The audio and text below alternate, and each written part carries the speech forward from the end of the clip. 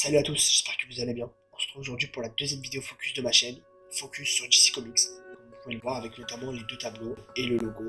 Aujourd'hui, on va parler de DC. Pour ceux qui ne savent pas, je vais vous rappeler rapidement ce qu'est le concept focus.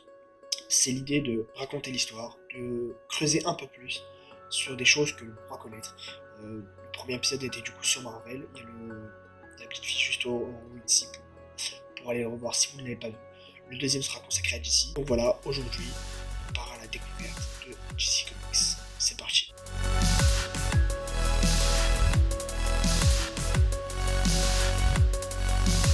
Déjà, commençons par les bases. Qu'est-ce que DC?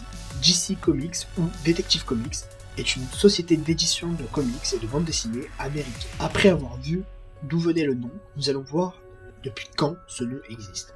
Cette société a été créée dans les années 30 par cet homme-là, le Major Malcolm Wheeler Nicholson, écrivain et auteur de bande dessinée. Au début, DC publiait surtout des histoires de western et de détectives, mais ce n'est qu'un peu plus tard que DC commença à publier des histoires de super-héros. Le premier super-héros à avoir fait son apparition dans l'univers DC est le Docteur Occulte, qui a fait ses débuts dans le premier numéro de News Fun Comics en 1935.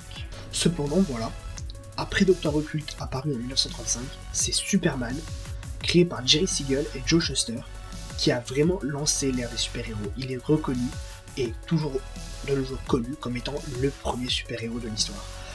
Superman, l'homme d'acier, Clark Kent, peu importe le nom, tout le monde connaît cette personne. Il a fait ses débuts du coup dans Action Comics en 1938. Superman est donc très rapidement devenu l'égérie et l'emblème de DC et des super-héros en général. Après le grand succès de Superman, DC Comics a continué de publier de nouvelles histoires intégrant de nouveaux personnages, avec notamment la création de Batman par Bob Kane et Bill Finger.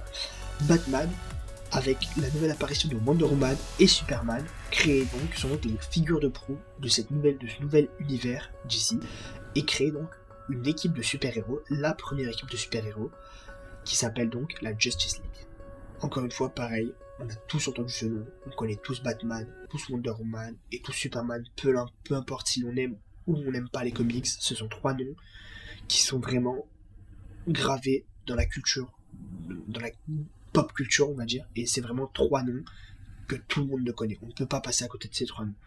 Et donc du coup ces trois personnages ont créé donc cette fameuse équipe, la Justice League. On se retrouve donc du coup dans la Watchtower, QG de cette nouvelle équipe de super-héros, composée notamment d'Aquaman, de Green Arrow, Wonder Woman, Batman, Cyborg, The Flash, Green Lantern, Superman ou encore Martian Manhunter. Voilà, donc cette équipe composée de tous ces héros et bien d'autres encore qui ont rejoint, il y a eu pas mal de mouvements dans cette équipe de super-héros, mais voilà, au fil des ans, DC Comics a continué d'élargir son univers en introduisant de nouveaux personnages, de nouvelles histoires. Aujourd'hui, c'est devenu l'un des plus vastes et des plus populaires univers de super-héros, avec notamment du coup son concurrent Marvel. Et donc voilà, ils ont réussi à créer des histoires autour de tous ces héros réunis autour de moi, et ont réussi à créer un univers, on va dire, connecté, avec des histoires cohérentes entre les histoires solo propres à chaque personnage. En fait, voilà, chaque personnage a ses propres histoires, mais de temps en temps, voilà, se retrouvent pour affronter d'autres menaces beaucoup plus grandes et plus dangereuses, comme notamment Darkseid ou alors encore la Ligue de l'Injustice. Voilà, ce n'est pas tout. DC a beau avoir à l'origine été une maison d'édition de comics, si elle est connue aujourd'hui et reconnue de tous, c'est pour autre chose. C'est en partie grâce à la pop culture et à ses adaptations cinématographiques. Moi, le premier, je n'ai pas connu DC en allant chercher des comics dans un magasin. J'ai connu DC au cinéma, avec des films, avec la pop culture et tout ce qui a été amené ces 10-20 dernières années. On a eu le droit à beaucoup d'adaptations cinématographiques de la part de DC. J'en ai choisi 3 pour cette vidéo, et il y en a plein d'autres. J'ai choisi les 3 les plus pertinentes selon moi. Pour faire rapidement le topo, il y a un film Batman, The Dark Knight, le deuxième de la trilogie de Nolan, sorti en 2008, qui reprend les aventures du justicier masqué dans Gotham City, endroit emblématique de l'univers DC. Le deuxième film que j'ai choisi est Wonder Woman, un film du DCEU, du DC Extended Universe, l'univers cinématographique DC, qui a été créé un peu après le MCU, donc le Marvel Cinematic Universe, pour concurrencer du coup justement Marvel. Et enfin, troisième film qui est un peu à part, c'est un film consacré au Joker.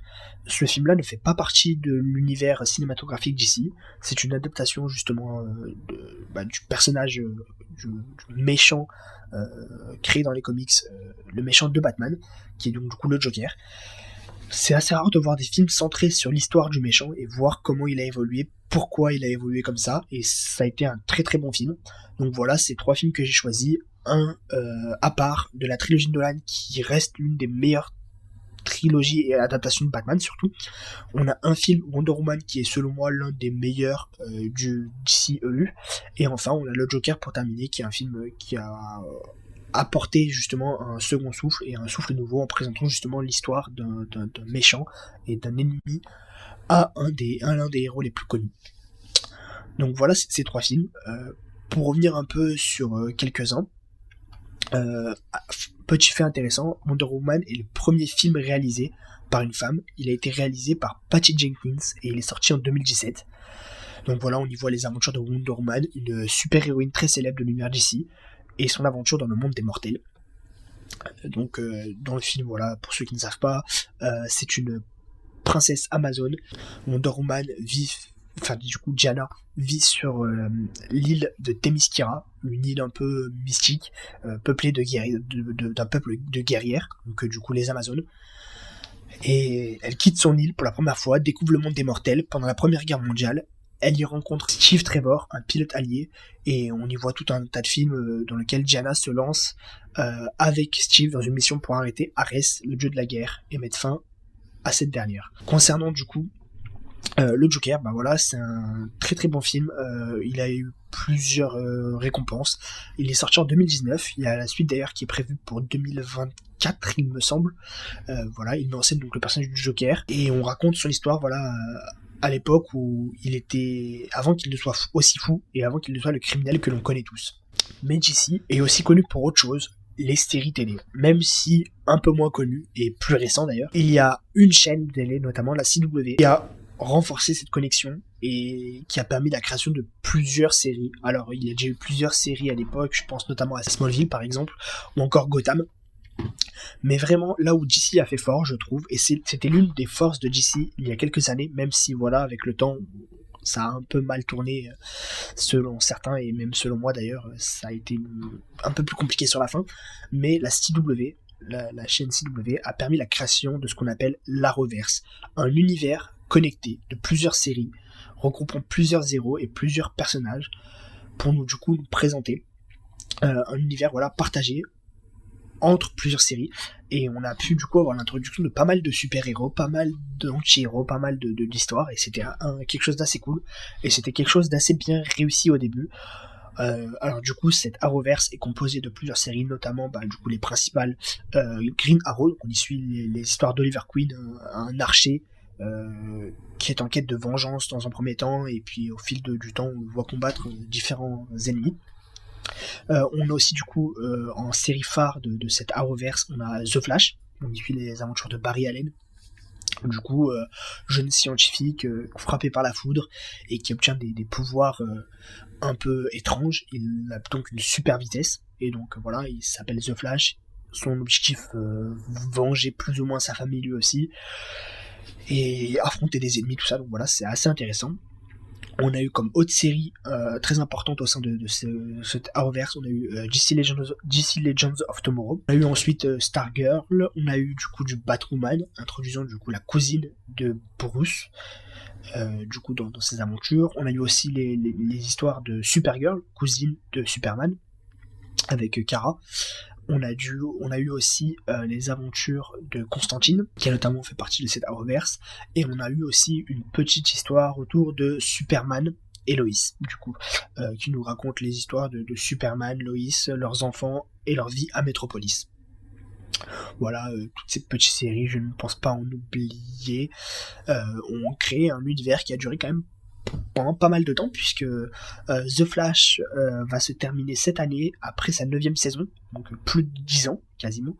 C'est quand même assez impressionnant. Il y a eu DC Legends of Tomorrow qui a eu 7 saisons, il me semble, Arrow qui en a eu 6.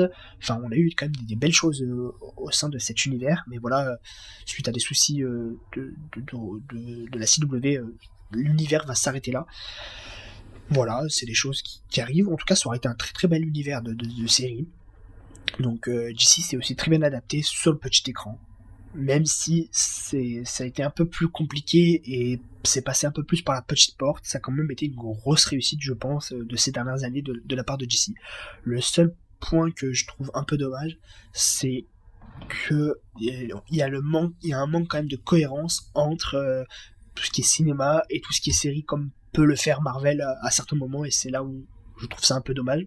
Mais en tout cas, mis à part, l'univers série La Reverse était assez cohérent, était plutôt pas mal à suivre.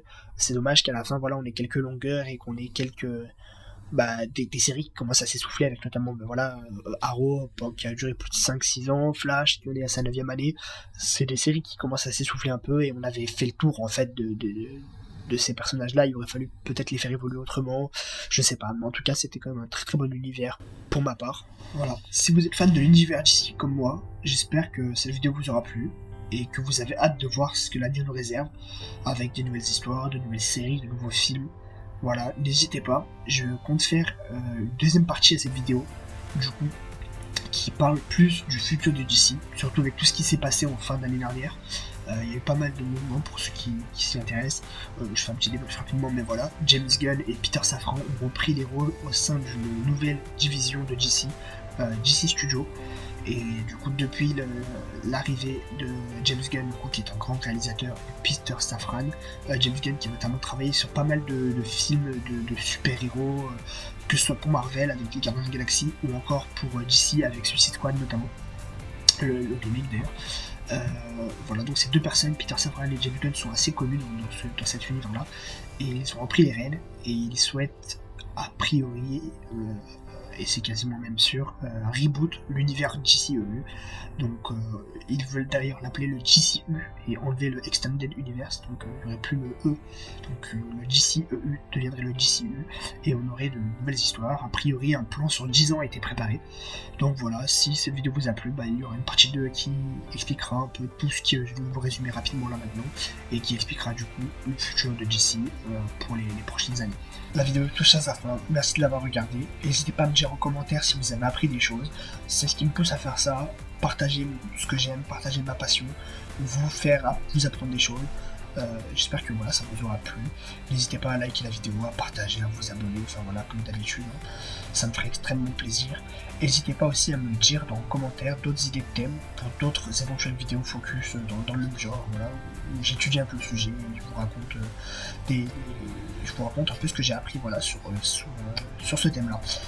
Voilà, en attendant, je vous souhaite tous une très bonne semaine. On se retrouve bientôt. À la prochaine. Salut.